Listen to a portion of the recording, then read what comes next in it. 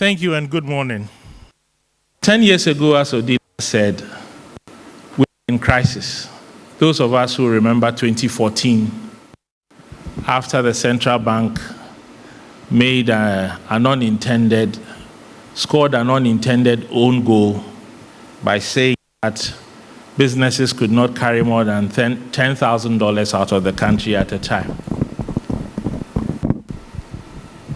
Crisis that followed, we began to think about what it was that had brought us to that point, how corporate Ghana could respond,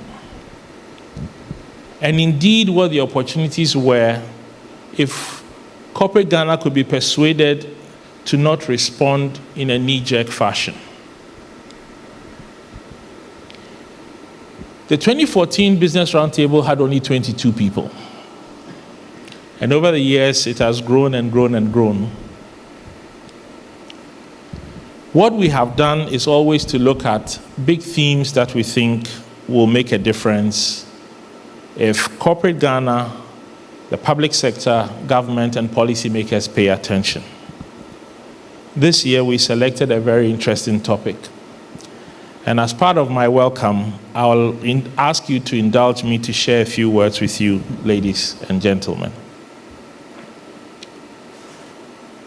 The annual Business Roundtable has become an event for bold thinking, aiming to shape the future and progress of businesses and our economy.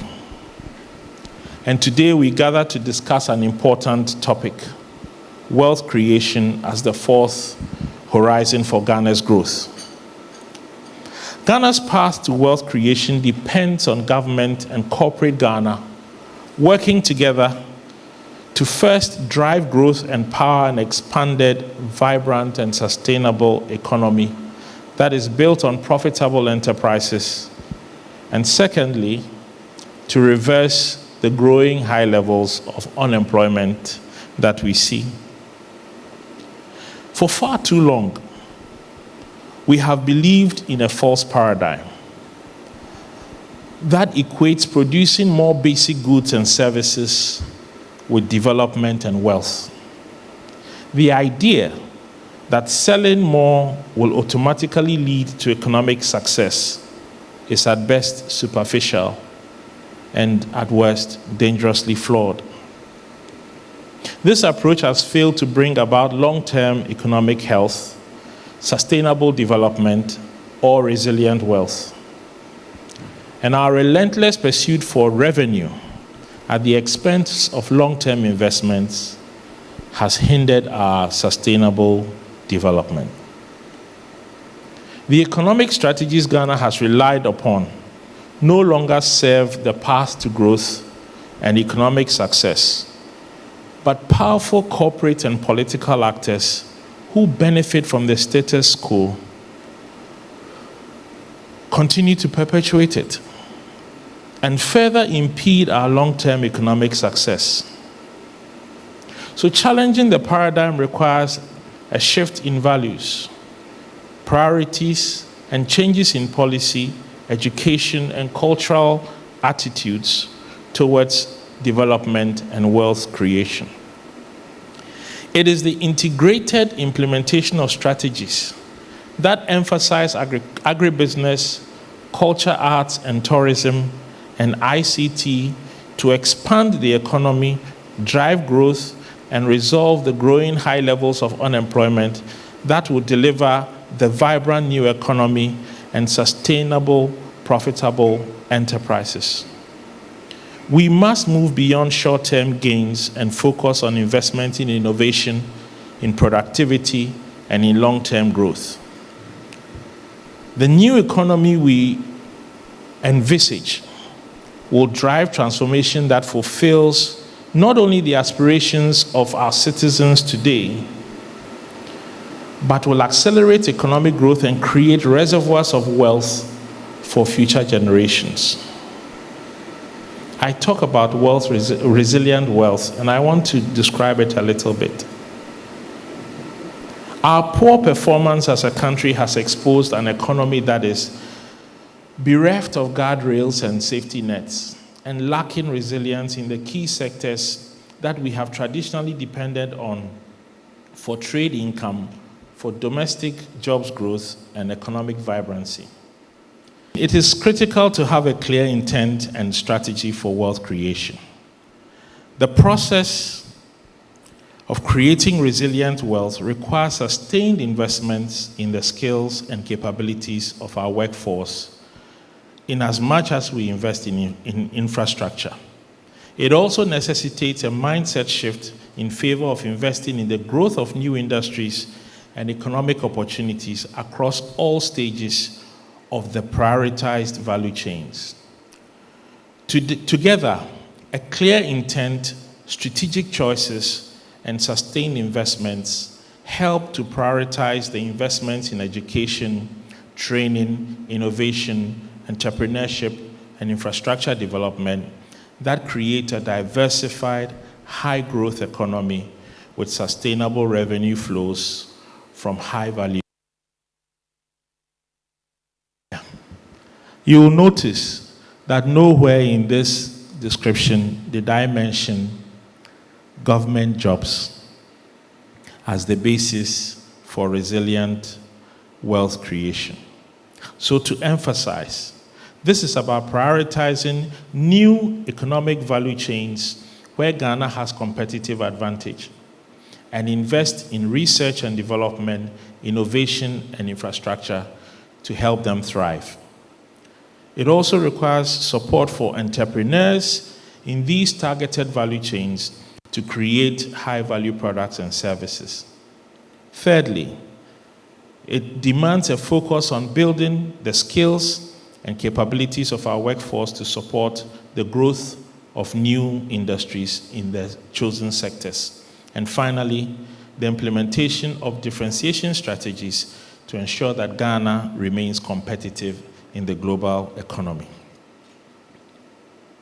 Now, while global integration presents new opportunities to aggregate and accumulate resilient wealth, integrating our economy with global markets exposes us to economic shocks. So if that will come there.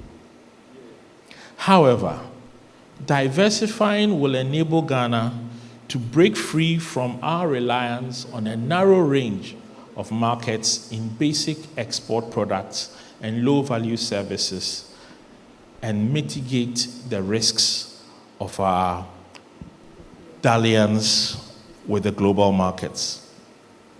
To succeed in this new global economic construct and become a significant player in trade and in manufacturing, we need to build the three focus sectors to power a new economy by aggressively investing to develop and empower and liberate a high-quality, youthful workforce.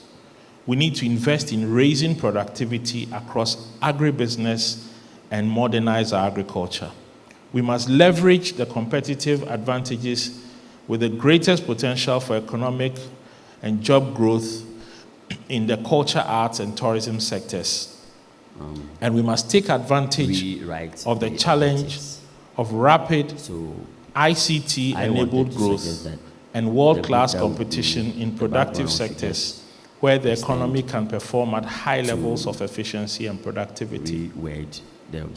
It is vital to ensure that the benefits of globalization are shared broadly and equitably by promoting inclusive growth and policies to raise living standards, reduce inequalities, and increase access to education and employment opportunities to support our vulnerable populations through education and effective social safety nets. Our success in creating a new economy hinges on generating internal savings and resources to strategically invest in these emerging opportunities and leverage our unique strengths and resources for resilient and sustainable wealth. Ghana needs purposeful leadership that is passionate about making strategic investments in research and development and in new technologies to establish new industries, in long underexploited sectors such as agribusiness, culture, arts and tourism, and the knowledge industries.